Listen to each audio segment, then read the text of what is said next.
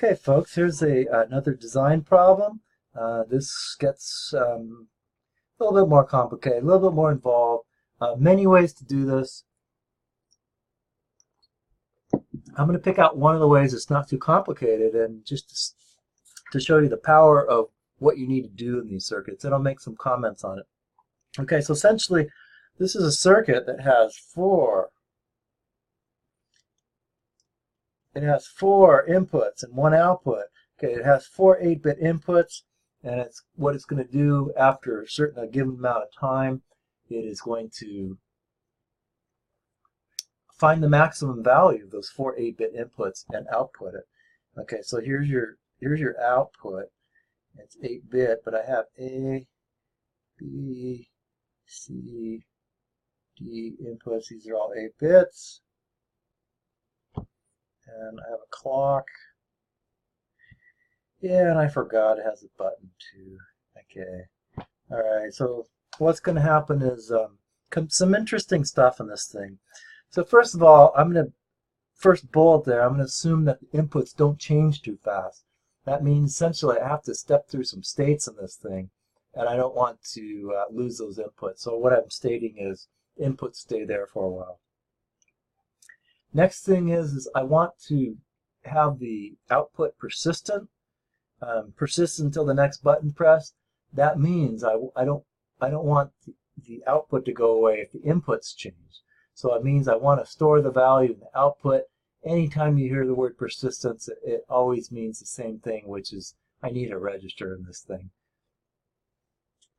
Okay, so I could do this many different ways. I could do this actually without a state machine, but the fact that I have only one comparator, I can only use one comparator in this thing, pretty much means I need a state machine in this. Okay, and lastly, another trick in here is I want to make sure someone has lifted the button before it does a new sort. No, it's not really a sort. Before it finds the next maximum value. So it's a real common thing. It's really straightforward. I'll show you that when we do this thing. Okay, so this circuit is going to need a register. And the output of this register is where I'm going to store the maximum value. So this is an 8-bit register, and it's synchronous circuit, has a clock, and yeah. So there's many ways to do this, and I like keeping these as general as possible. And I always say this is a super doable problem. If you weren't in digital design, you would just whip it out real fast because it's very straightforward. The problem is you got to implement this algorithm with digital circuitry. So like I said, I keep these as general as possible, as generic as possible, and if that's the case, they're easy. The state machine's easier. So that means if I'm trying to find the maximum of a whole bunch of numbers and I can only use one comparator, I'm going to compare some number, like my running max. I'm going to compare it to all the given inputs. So in a problem like this, the idea is anytime I have something like this, what I'm going to do is include a clear input on this register because I'm trying to find the maximum value. That means what I'm going to do is start this off at 0 and make 0 my first comparison on this one. And I'm going to compare it to the inputs one by one. And if that's the case, if the given input's greater than the current maximum value, I'm going to replace the current maximum value with the current input value. Okay, so let's keep going on this thing. I know I'm going to need a comparator in here. I'll put an A and a B and a GT in there. GT is a status output, so it's going to be, generally speaking, it's going to be its status output. It's a input to the FSM. I guess I can draw that here. FSM. I got a GT input here. So the state machine is going to read that status output and decide what to do. Okay, so the output here, I already got a control input, which is that clear. That's going to be coming out of the state machine and looking good here. So the issue here on this circuit is I need a load input too, and I have to really, the state machine has to control when this is loading. Okay, and what it's gonna do is look at the current conditions in the circuit, which it's gonna know because it has a GT input there. Also has a clock, so we can put that in there too. It's gonna look at that GT input and decide whether to load that new value or not. Okay, so that's the gist of this thing. So I'm comparing two things here. So I'm comparing the current maximum value to one of the input values. Okay, so there it is. So current maximum value to one of the input values, and I strategically put that at the B input because I have a GT there. And so this A input of the comparator is going to be comparing one of the input values. Okay, and I have to be able to select which input value I'm comparing it to. Select, picking one of four, and hey, it just like cries out for a mux there. I need a mux on this thing. Okay, so this could be A, B, C, D, 8 bits, 8 bits, 8 bits, 8 bits, 0, 1, 2, 3, and it's going to have a select input on this thing, which is this is a control input, right? That means it's going to be an output of the state machine. SEL, 2 bits, 2 bits, and it's the output of this mux, which I'm comparing. So the idea here is the output of the mux is greater than the current maximum value. I'm going to load it into this register. That's what it's doing in words. Okay, so let's crank through the state diagram here.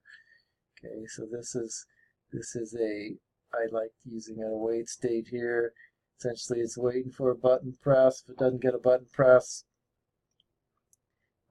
it's going to not do anything. Particularly, I'm using a melee output here. I could use a more output, but I opting to use a melee output here. Okay, so if the button's not pressed, it's not clearing this register. Remember, the output needs to be persistent on this thing. So if someone presses a button, I am going to ETN. I'm going to turn that clear input on. So this is your first time you've seen a melee output used in a intelligent manner. Yeah, blinking Stone Age binary lights is not too realistic, but here it is. So someone presses that button, it turns that clear on, and I'm going to I'll clear that counter. So that's going to put me at a known starting point, which is 0. I'm looking for the max. The first comparison that comes off this circuit here is going to compare to 0. Okay, so I need to do that. I'll call it CLMP1 here. Okay, so in this state, what I need to do is make sure the load's turned off, and that's it. Okay, so I'm in this state here. What I need to do is turn the select on to select one of these things. I'm arbitrarily choose 0. It really doesn't matter which one I do. In fact, I think I'll call this compare 0 just to match.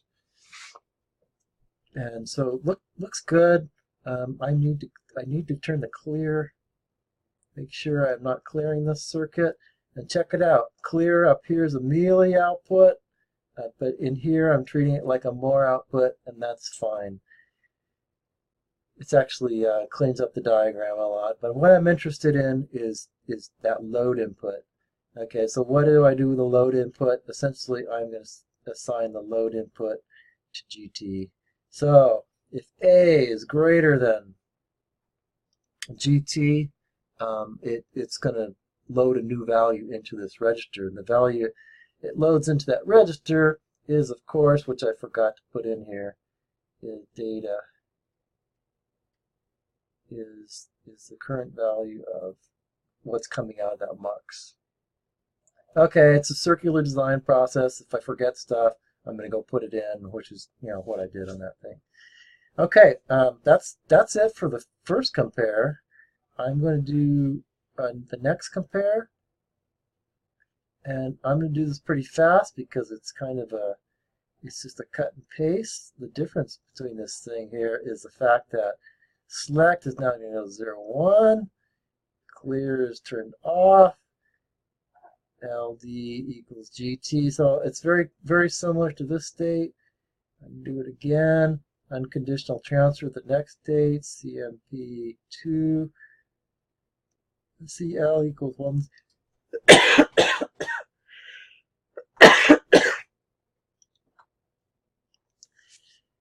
Selecting the second value, or the third value there. The value associated with this 2 input. Make sure the clear is turned off. That's good enough. LD equals GT. All looks good.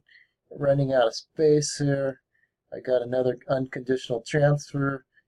This is comp 3. SCL equals 1, 1. CLR equals, I don't want the equals there. I'm just going to turn the clear off. Load equals GT, looking good. So normally it would have a quick transition back to the beginning state, but I put something in. I put a special thing in there, which means I have to verify the button's released before I go back to that state. And here's my button release. If someone's still pressing that button, I don't want to transition out of the state. And I think that's it. So keep in mind that the button right here is a don't care for these states. Doesn't really matter what the button is. For this output in this state, the select is a don't care. The only time I care about the select is when I'm loading or potentially loading this register here. So the select in this state is a don't care. And that's good enough. There's actually an issue with this one, but I'm going to leave it at this, and if you can tell me what that issue is, it'll be good. Well, the issue will come up later, so I'm just going to call it done at this one. Anyway, once again, the process is not linear. I make mistakes. I go back and fix it as I need to, and I expect you to do the same. Okay, that's it.